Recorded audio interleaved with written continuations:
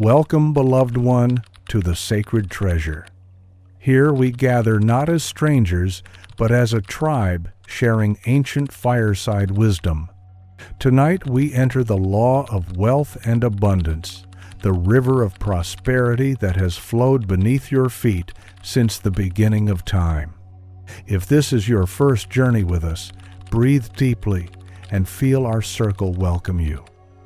To those returning travelers who walk this path with us, your presence is the heartbeat of this sacred space.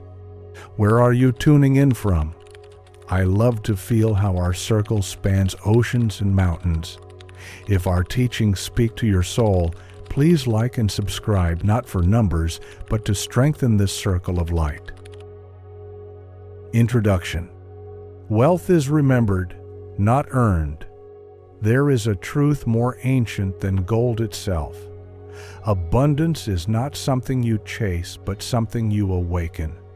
Stay, for within these words lies a map that reveals why scarcity is an illusion and why those who understand this law never walk in lack again.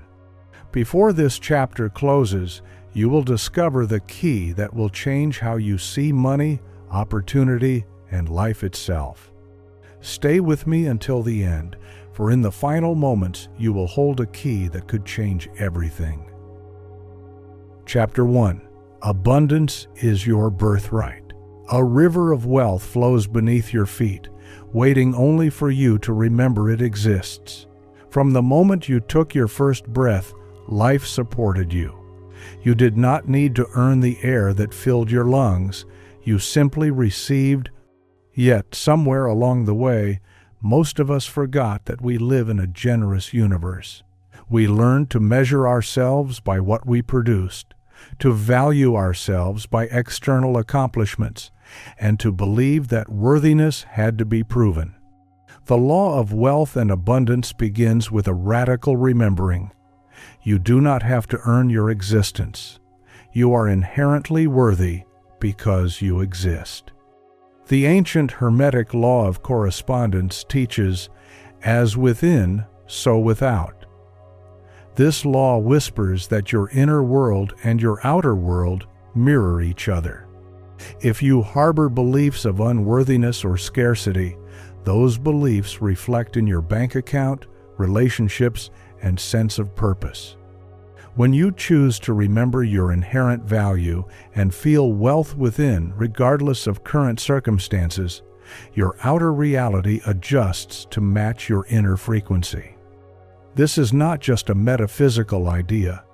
It is mirrored in science through the reticular activating system, RAS, a part of the brain that filters information. If you believe I am poor, your RAS highlights evidence of lack and blocks opportunities that contradict this identity. When you begin to affirm and feel, I am abundant, your RAS starts noticing opportunities, connections, and ideas that support abundance. This is the science of manifestation in action. To illustrate, there is a parable from India about a beggar who sat by the side of a road for 30 years. Every day he begged for coins, lamenting his fate. One day a wise sage passed by. The beggar reached out his hand and said, "Spare some change." The sage looked at him and asked, "What are you sitting on?" The beggar said, "Just an old box." The sage urged him to open the box. Reluctantly, the beggar pried it open and gasped. It was filled with gold coins. He had been sitting on a treasure all along. We often live like the beggar, unaware of the wealth within us. Abundance is our birthright, but we must open the box of our consciousness to discover it. Curiously, modern neurology mirrors this truth. Studies on neuroplasticity show that the brain can form new neural pathways throughout life. By choosing thoughts and emotions that resonate with abundance, you literally rewire your brain to perceive and receive more. Imagine your thoughts as seeds and your brain as fertile soil. Each time you affirm your worthiness, you plant a seed that, when watered with emotion and action, grows into a new reality. The ancients were right.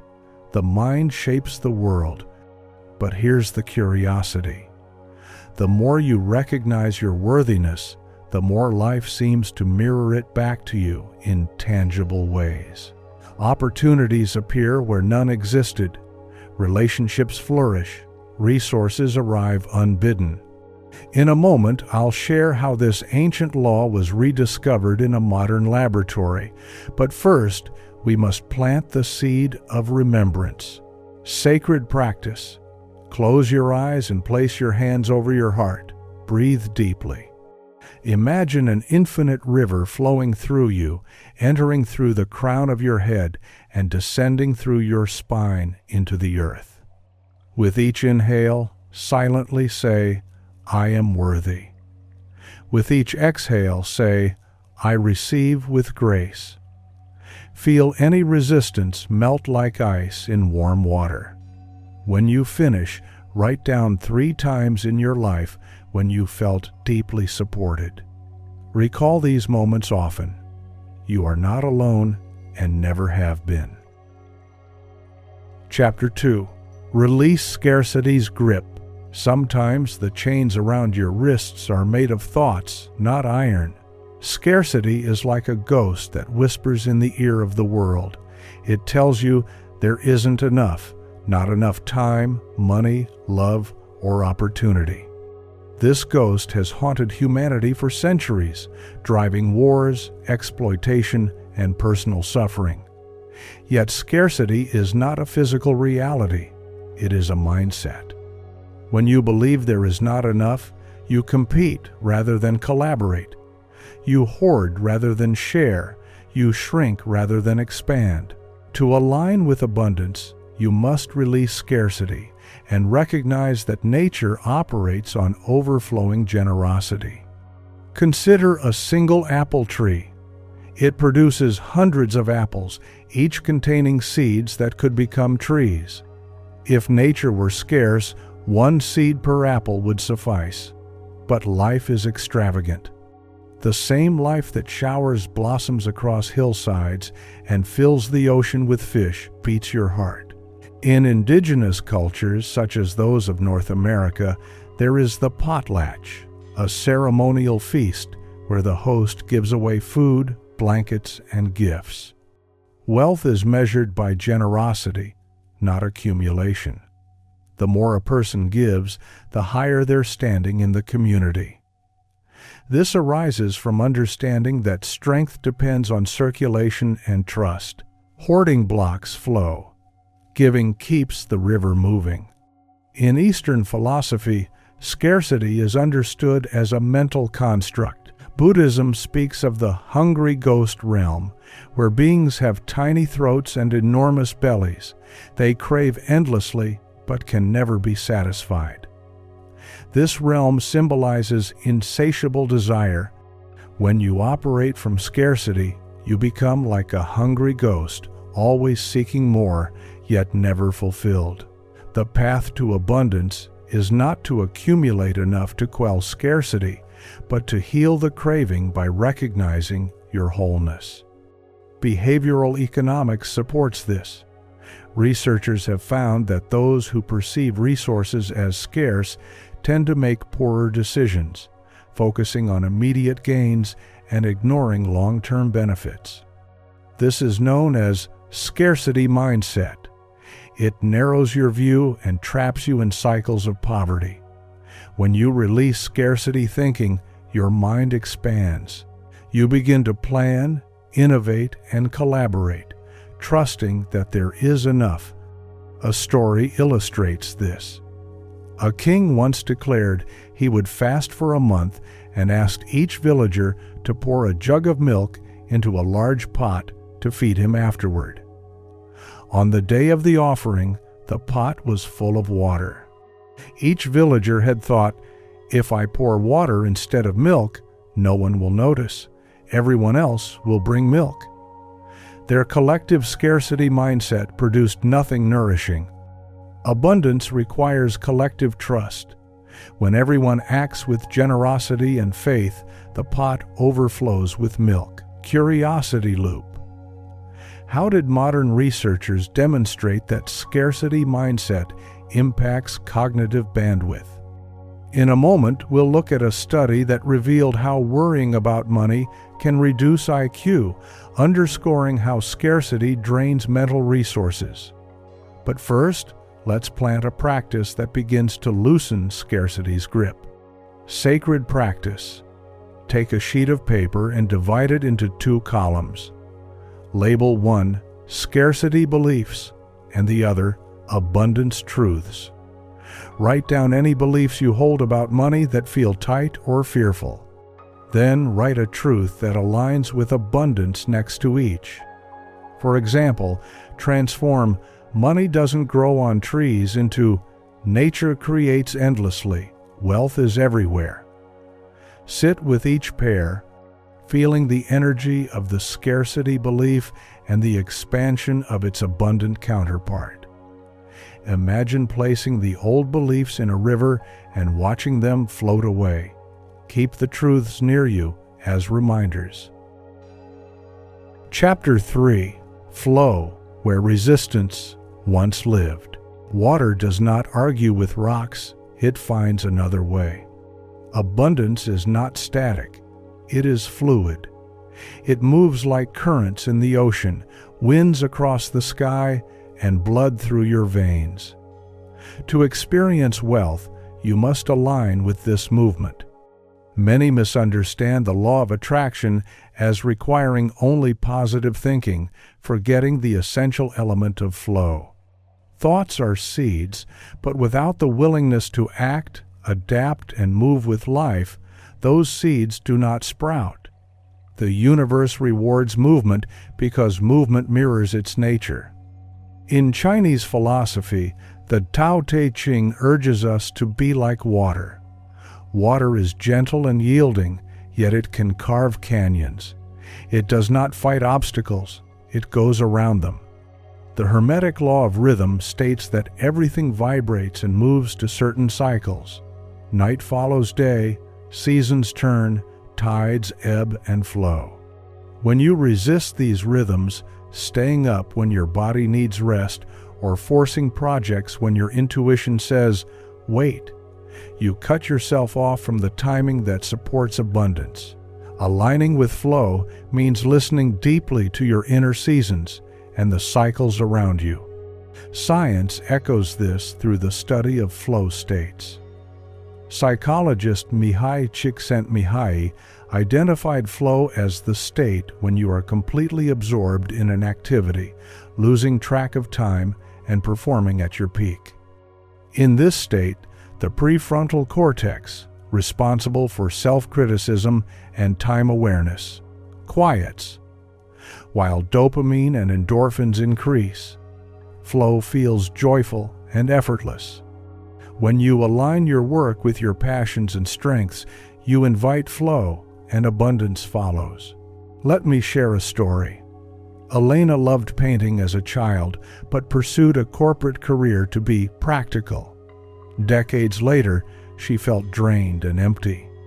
In retirement, she picked up a brush again and fell into flow, painting hours at a time.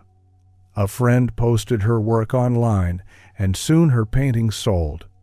Within a year, she earned more through her art than she ever had in her job.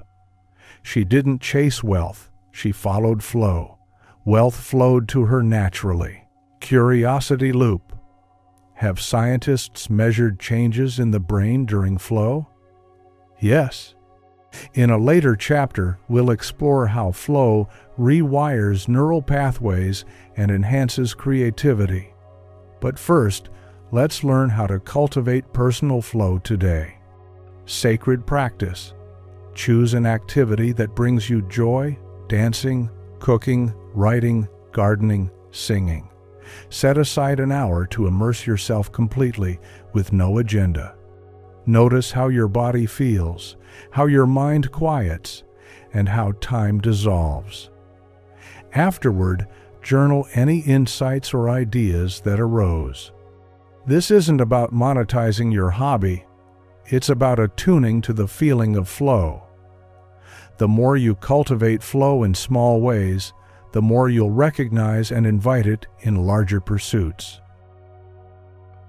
Chapter 4. Planting Seeds of Intention. Every forest began with a single seed carried on the wind. Intention is the seed of abundance. Without clear intention, energy scatters like seeds on barren ground, subject to chance. When you plant intention with clarity and care, you create a magnet that draws your desires into form. In many ancient traditions, planting seeds is ceremonial, involving prayer, song, and gratitude. Farmers know they are not merely sowing grain, they are co-creating with earth, sun, wind, and water. The same applies to the seeds of thought you plant in your consciousness. In the Vedic tradition, a sankalpa is a sacred vow or heartfelt intention aligning with your highest truth. It is not a fleeting wish, but a deep commitment to embody what your soul longs for. A sankalpa is essence-focused rather than outcome-focused. Instead of, "I will earn $1 million," which is about numbers, your intention might be, "I am an open channel for prosperity that blesses the world." This shifts focus from an exact number to the essence of abundance and service. Here's a parable. A monk prayed fervently for wealth. He sat under a fig tree, chanting for money, but nothing changed. One day, a farmer walked by and said, "If you want figs, plant a fig tree. Chanting alone won't feed you." The monk realized his prayers lacked action. He began teaching and serving his community, sharing wisdom and helping those in need. Over time, donations flowed, and he built a monastery that fed many. The universe responds to clear intention and aligned action. Curiously, research supports this.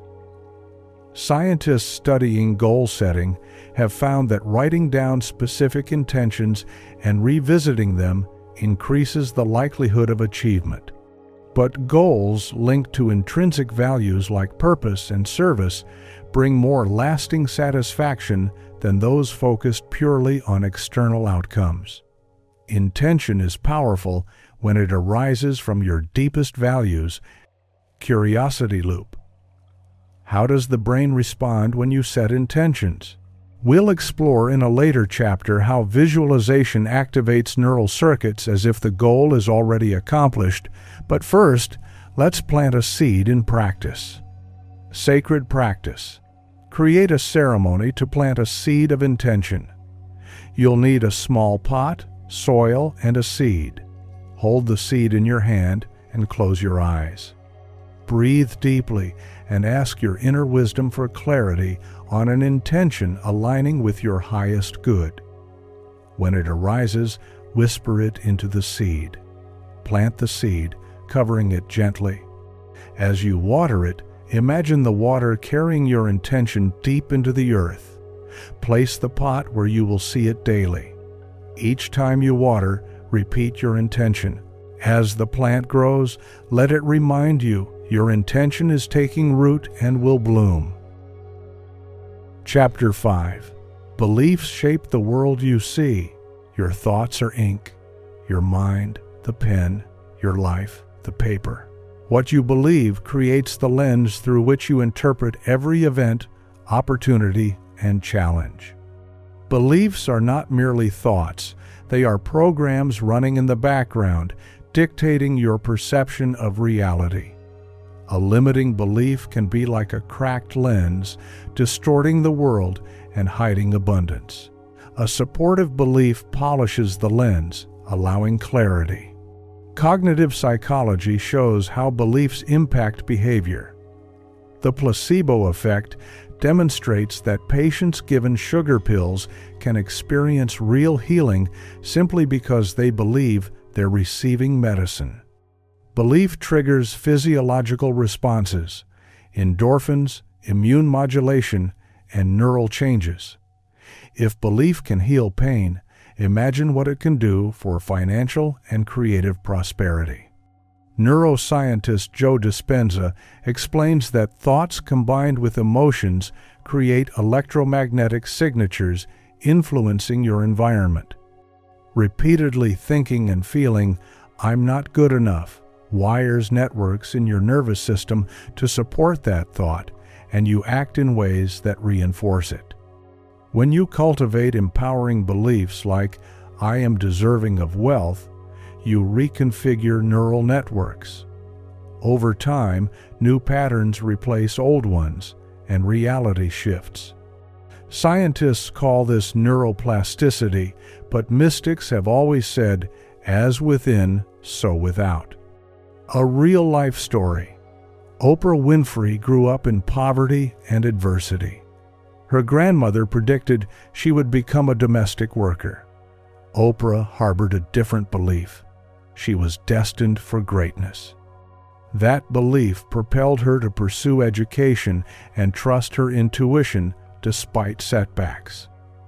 Today, she is one of the wealthiest women on earth.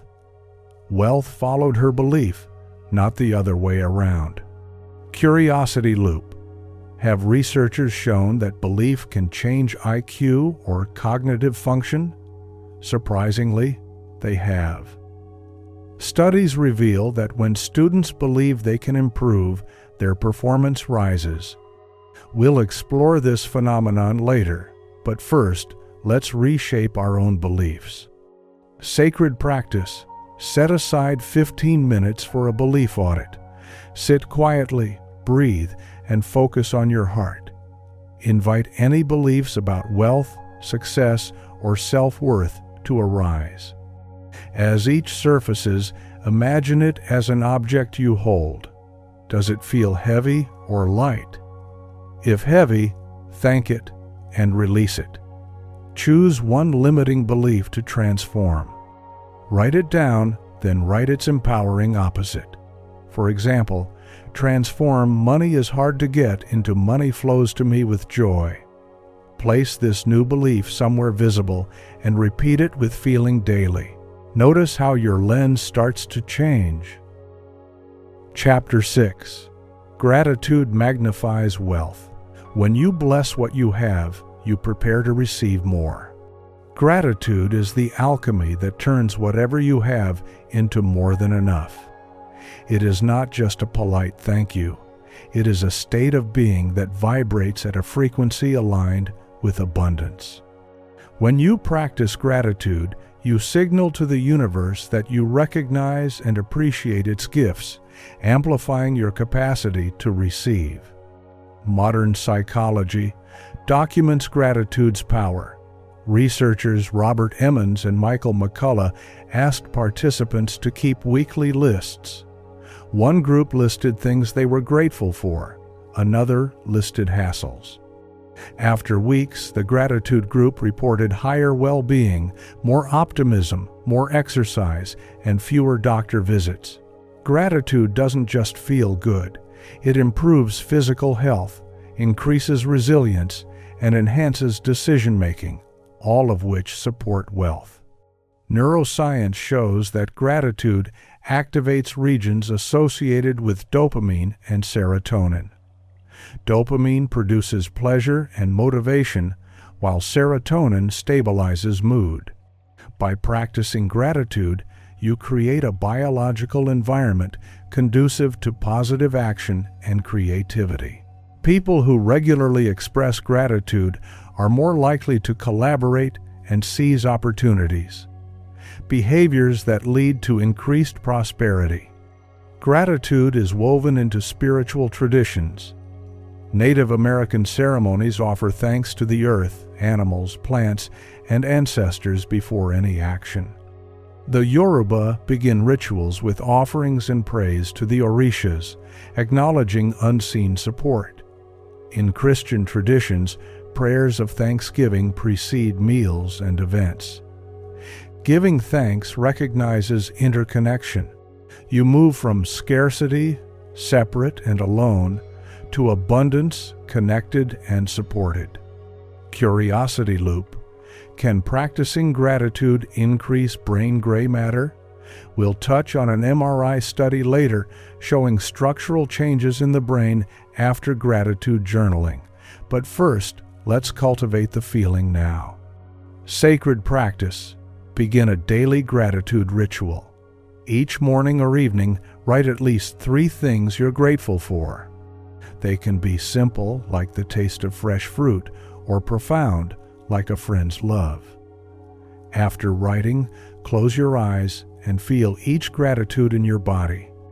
Notice where appreciation lives, perhaps in your chest or belly. Breathe into that sensation, letting it expand. Challenge yourself to find gratitude in seemingly negative situations. Ask, what is this teaching me? By finding gifts in all experiences, you become a magnet for more blessings. Chapter 7. Receive. Without guilt. A flower doesn't apologize for blooming, it opens to the sun. Many find it easier to give than to receive. Giving feels noble. Receiving can feel selfish or uncomfortable. Yet the law of abundance requires both. If you only give, you disrupt the flow. Receiving is not taking, it is allowing yourself to be supported. Guilt around receiving often stems from beliefs that you are unworthy, that others need more, or that accepting abundance is greed. These may be reinforced by cultural narratives that exalt sacrifice and demonize wealth. But giving and receiving are 2 sides of one coin. You cannot exhale without inhaling. There is a story told in Zen monasteries. A master and his student were walking along a river when a wealthy merchant approached and offered gold to the master. The master accepted with gratitude. After the merchant left, the student asked, "Teacher, why did you accept gold from such a worldly man?" The master replied, "To honor his generosity. If I refused, I would block the river flowing through him and through me." Refusing gifts denies someone the joy of giving and signals you are not ready for abundance. In some Eastern cultures, refusing a gift is disrespectful. Acceptance acknowledges the giver's generosity and strengthens bonds. Psychologists note that receiving triggers the brain's reward system, releasing oxytocin and endorphins, chemicals that produce feelings of connection and pleasure. When you receive with grace, you reinforce neural pathways associated with trust and belonging. This makes you more open to collaboration and opportunity. Curiosity loop. How did scientists discover that receiving activates oxytocin? A study using nasal oxytocin sprays showed increased generosity in participants, suggesting a feedback loop between giving and receiving. We'll explore it further later, but first, let's practice receiving. Sacred practice. Recall a time when someone offered you a compliment or help and you deflected. Notice how it felt. Now recall a time when you received fully, letting yourself feel supported. Notice the difference. For the next week, practice receiving. When someone compliments you, say, "Thank you," without deflection. If a friend offers to pay for your meal, accept gracefully. If the universe offers an unexpected opportunity, welcome it without apology. Each time you receive, place a hand on your heart and silently affirm, "It is safe to receive." Over time, your capacity to receive will expand, and with it, abundance. Chapter 8. Serve from overflow. The cup that overflows does not ask permission, it simply gives because it cannot contain itself. Abundance is not only about accumulating wealth, it is about becoming a conduit through which wealth flows to uplift others. When you serve from overflow, you give without depletion. This differs from martyrdom or self-sacrifice. Martyrdom drains, overflow nourishes. To reach overflow, you must nurture yourself first, aligning with your purpose and allowing abundance to fill you. From this place, giving becomes a joy. The Hermetic law of cause and effect states that every action produces a corresponding reaction. When you serve others, you set in motion a chain of generosity that eventually returns multiplied. Indigenous cultures understand this through practices like potlatch, where chiefs give away wealth to affirm social bonds. In African philosophy, Ubuntu, I am because we are, underscores that success is shared, not hoarded. A modern example is Muhammad Yunus, founder of Grameen Bank. He observed poverty persisted not because people lacked talent, but because they lacked access to capital. By offering small loans to those considered unbankable, he empowered millions to start businesses. The repayment rate was high, and communities flourished. Yunus didn't start with vast wealth. He started with a heart aligned with service. Wealth flowed to him as he created value for others. Curiosity loop. What happens in the brain when we give? Studies show acts of giving activate the mesolimbic pathway, releasing dopamine and oxytocin, the helper's high. We'll delve deeper into this neuroscience later. For now, it's enough to know that giving from a place of abundance benefits both the giver and receiver. Sacred practice. Identify one area where you feel abundant. Time, knowledge, creativity, love. Commit to sharing from this abundance. If you love music, play for someone. If you have extra produce, share it. If your heart is full, write a letter of appreciation. Notice how this act of giving affects your energy and mindset. Journal any synchronicities or blessings that arise afterward. Over time, you'll see how serving from overflow amplifies abundance for all. Chapter 9. Giving invites more. The hand that opens to give is the same hand that receives. Giving is foundational to wealth, yet it is often misunderstood. Many treat giving as a transaction. I give now, I receive later. True giving is not transactional, it is transformational. When you give from an open heart, you align with the universe's generosity. You become like a tree that drops fruit without expecting payment. The tree trusts that as long as it is rooted and nourished, it will continue to produce. Giving is an expression of trust. In Andean cosmology, the concept of Aini means sacred reciprocity. All relationships between humans, nature, and spirits are governed by Aini. When a person gives, they do so, knowing the energy will return in some form, though not necessarily from the same source. Aini is not debt. It is an acknowledgement of interconnectedness. A story from India illustrates giving's power. During a drought, villagers had barely enough food to survive. An itinerant monk arrived, starving. The villagers hesitated but chose to share their precious food. They cooked and fed him, though it meant going hungry. The next morning, rain clouds gathered and the drought broke. Whether by coincidence or cosmic response, their act of selfless giving was followed by abundance. Curiosity loop. Can generosity extend lifespan? Studies suggest those who give and volunteer live longer, healthier lives. In a later chapter, we'll discuss how giving activates longevity genes. For now, practice generosity without expectation and notice how abundance responds. Sacred practice. Choose a form of giving that stretches you. It might be donating a percentage of your income, volunteering, or sharing a skill. Before you give, sit quietly and ask your heart for guidance. Give intentionally and joyfully. After giving, notice how you feel. Resist tracking the return. Trust that the act itself is your reward. Chapter 10. Dreams become matter.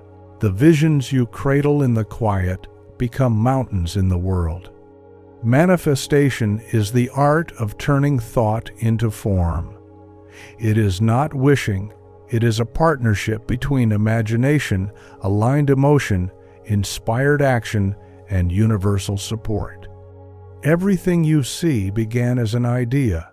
Someone imagined it before it existed. Your imagination allows you to see beyond current reality and call forth new realities. Quantum physics offers a metaphor, the observer effect. At the quantum level, particles exist in states of potential until observed. Observation influences their behavior. While quantum mechanics is complex, its metaphor suggests that attention influences outcomes. When you focus clearly on a desired state, you create a pattern reality responds to. It doesn't mean you control everything, but it reveals your creative influence. Neuroscience shows that visualization activates brain circuits as if the vision is already real. Athletes use mental rehearsal to improve performance. MRI scans show that imagining an activity lights up the same motor regions as actually performing it. When you vividly imagine your desired outcome, you train your brain to recognize opportunities and take actions aligned with that outcome. This is why vision boards and guided imagery can be effective. They prime your mind to notice and seize supportive circumstances. A story from Hawaii. Keone dreamed of building a school teaching traditional Polynesian navigation alongside modern science. He had no money, but a clear vision. He drew the school, wrote its mission, and shared his dream. He taught children about stars and sea navigation. People listened, donors came, land was offered. Within years, the school stood, a dream made matter through clear vision, consistent action, and collaboration. Curiosity loop. How did modern brain scans show that imagination rewires neural pathways? We'll explore studies on mental rehearsal and neural plasticity later. For now, let's practice manifesting through vision. Sacred practice. Sit comfortably and close your eyes. Breathe deeply. Choose one area of your life, finances, career, relationships, and imagine it as you'd like it to be. See details, colors, sounds, smells. Feel emotions as if it's already real. Let your heart swell with gratitude. When you finish, write down actions you're inspired to take. They might be small steps like making a phone call or researching a subject. Take at least one step within 24 hours. Repeat this visualization regularly. Refine your vision as you grow. Chapter 11. Transform fear into fuel. Every shadow hides a light source waiting to be claimed. Fear is not the enemy, it is a messenger. It often arises when you step toward greater abundance because it signals you're leaving familiar territory. The ego, designed to keep you safe, sometimes interprets growth as danger. If left unexamined, fear can paralyze you. But when you listen to fear, glean its wisdom, and transmute its energy, it becomes fuel for your expansion. In mythology, heroes face dragons guarding treasure. The dragon symbolizes fear and inner demons. The treasure represents gifts on the other side of fear.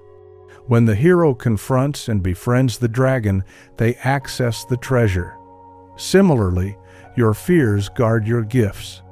If you fear public speaking, your gift may be communication. If you fear failure, Your gift may be innovation. Facing fear reveals your strengths. Psychologist Carl Jung described the shadow, parts of ourselves we repress or deny. Unaddressed shadow sabotages unconsciously.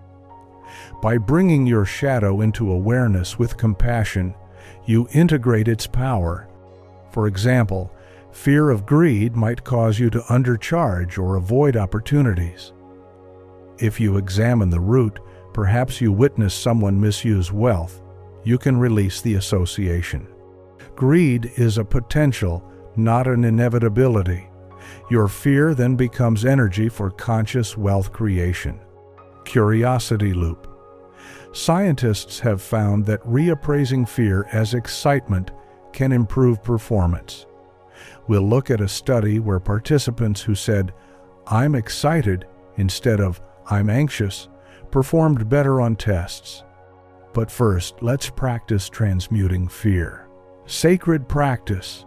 Identify one fear related to abundance.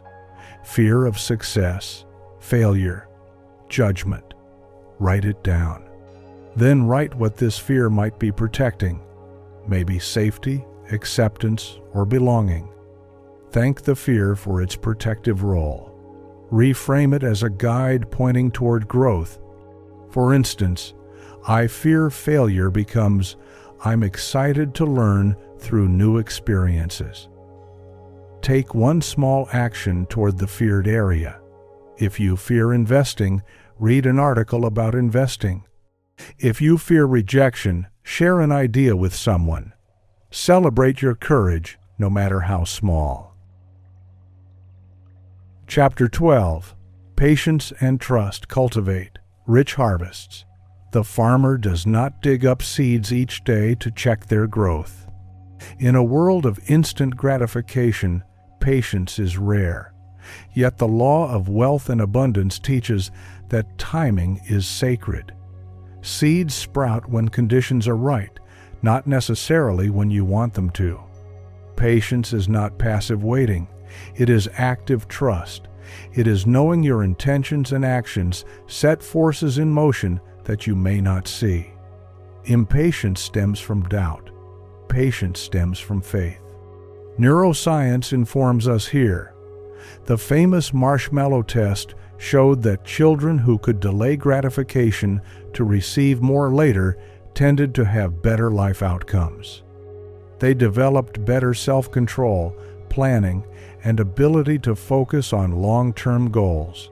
Patience allows decisions based on future benefit rather than immediate relief. In financial terms, patience might mean investing rather than impulsive spending or persisting through slow periods rather than quitting prematurely. Many cultures teach patience. In Sufi tradition, the story of Prophet Job, Ayub, exemplifies patience and faith through immense trials. In Japanese Zen, patience is cultivated through meticulous practices like the tea ceremony, where monks may spend hours crafting one bowl. These rituals teach that greatness doesn't require rushing. Patience brings depth and quality. There's a story of a man who planted bamboo. He watered it daily, but saw no growth for years. Frustrated, he considered cutting it down. An elder explained that bamboo spends its first years growing roots. Without a deep foundation, it cannot later shoot up quickly. The man continued watering. Eventually, the bamboo grew rapidly. Your intentions often require time to establish unseen roots. Trust that growth is happening even when invisible. Curiosity loop. How have scientists shown that patience influences neural development? Studies show delayed gratification correlates with prefrontal cortex development. We'll discuss this later, but first, let's nurture patience. Sacred practice. Choose an area where impatience arises, waiting for a promotion, a creative project, or a relationship. When impatience surfaces, place hands on your belly and breathe slowly. Silently say, I trust divine timing. Visualize your intention as a seed with roots extending deep. Then shift your focus to something you can appreciate now: a flower, a kind word, a gentle breeze. Keeping a journal of times when things unfolded perfectly in hindsight will reinforce your trust. Chapter 13. Prosper together. The lone tree may bear fruit, but a forest changes climates. True wealth is not an individual achievement, it is a collective state. Abundance invites you to remember that you are part of a vast web of relationships. Prosperity, in its highest form, uplifts not only you but also your family, community, and the world. Collaboration creates synergies impossible alone. Collective prosperity heals divisions and fosters innovation. Communities globally create cooperative structures to share abundance. In Kenya, chamas let members pool resources and lend to each other, supporting businesses, education, and emergencies. Success of one member strengthens the group. In Spain, the Mondragon Corporation operates as worker cooperatives where profits are shared and employees have a voice. These models show that equitable distribution increases productivity and well-being. The African philosophy of Ubuntu, I am because we are, encapsulates this. It recognizes that individual well-being is linked to community well-being. An Ubuntu mindset measures success not only by personal gains, but by the impact on those around you. This expands your sense of responsibility and opens you to receive support from unexpected sources. Addressing systemic inequalities is part of collective prosperity. Many have been marginalized and denied access to resources. Abundance calls for justice. When you use your wealth and influence to create opportunities for others, you contribute to healing. It may involve supporting minority-owned businesses, advocating fair policies, or mentoring youth. It is not charity. It is solidarity. Curiosity loop. Does giving to others improve your health? Research shows volunteering and acts of kindness correlate with lower blood pressure and longer lifespans. We'll explore these studies later. For now, let's contribute to collective flourishing. Sacred practice. Reflect on ways you can contribute to collective prosperity. It could be supporting local businesses, donating to community funds, volunteering your skills, or advocating for policies promoting equity. Reach out to someone who might benefit from your knowledge or resources. Consider joining or forming a group that pools resources for mutual benefit. As you take these actions, notice the expansion in your heart.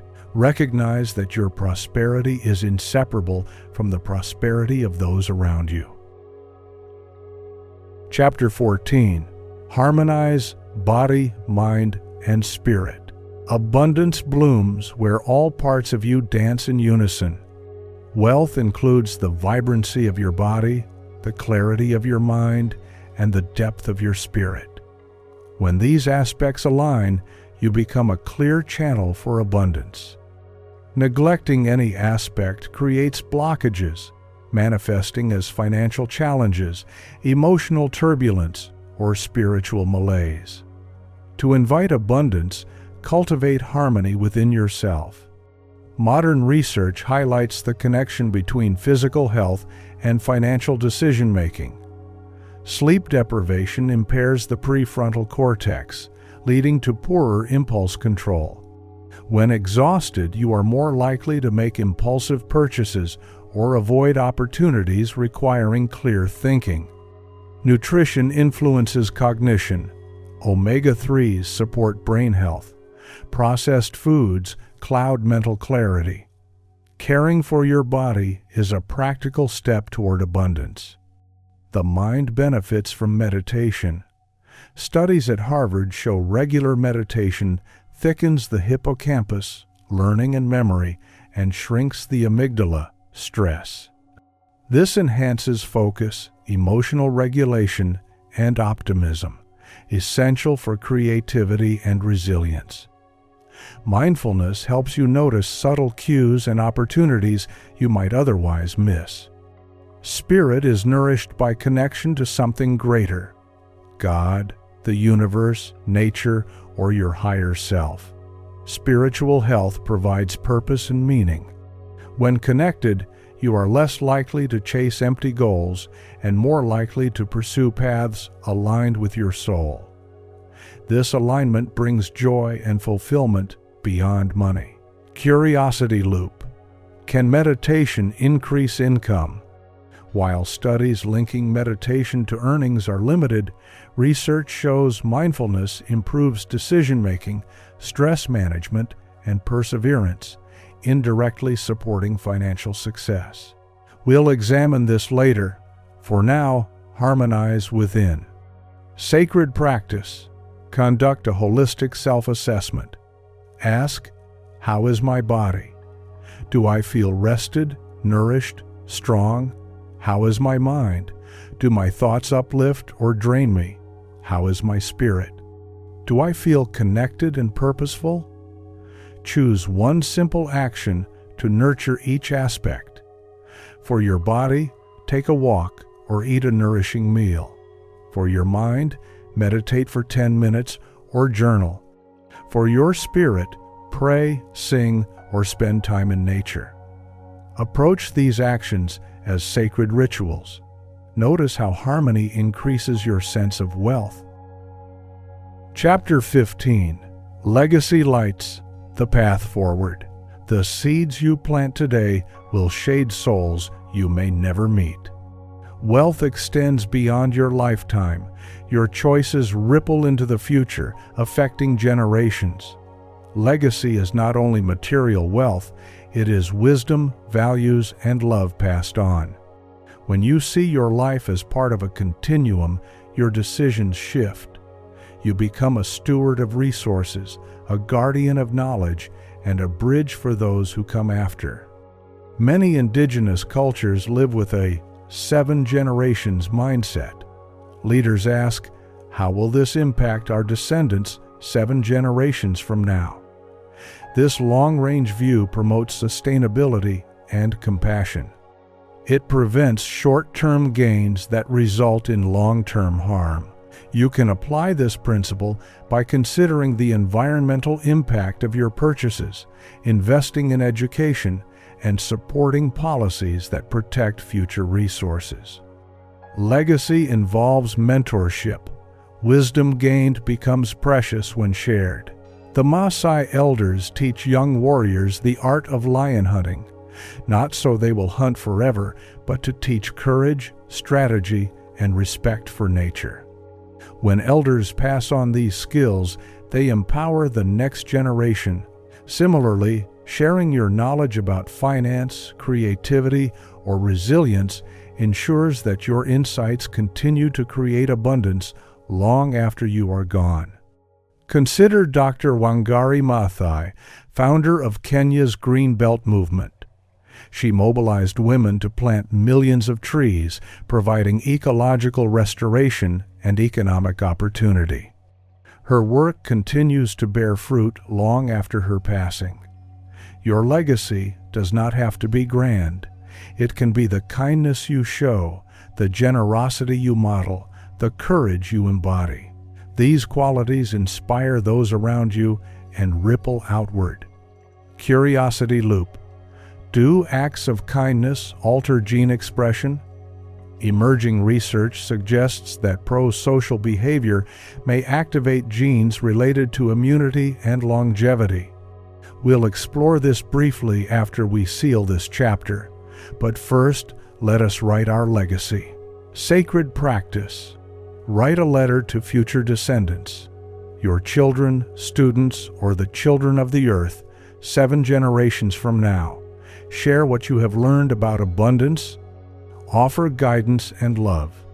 Include mistakes and lessons. seal the letter, and keep it or share it if you choose.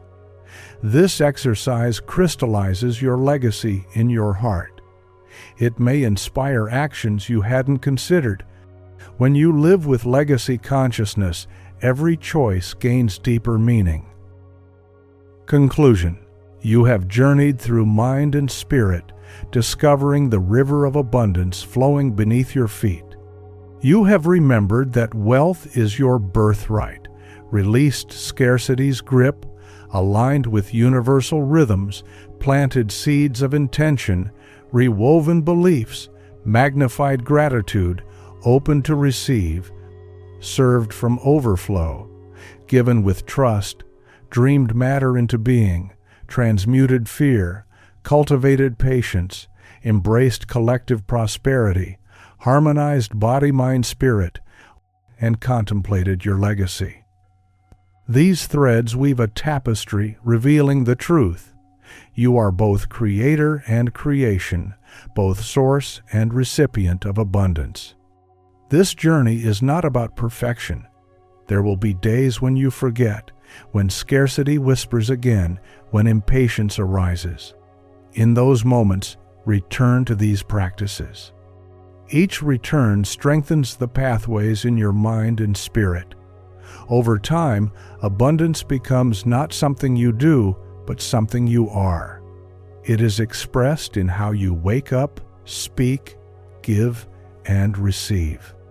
It is the quiet confidence that life loves you and responds to your deepest intentions. Let the law of wealth and abundance be not just knowledge, but a way of being. Let your life become a testament that prosperity serves purpose, generosity multiplies, and love is the ultimate currency. Walk forward with a heart open to miracles, hands ready to give and receive, and eyes that see the sacred in all. Stay with these teachings, share them with those who hunger for hope, re-listen when doubt arises, and integrate them into daily life. Your transformation deepens each time you revisit. If this journey has touched you, let others know. Spread the light so we may all thrive together.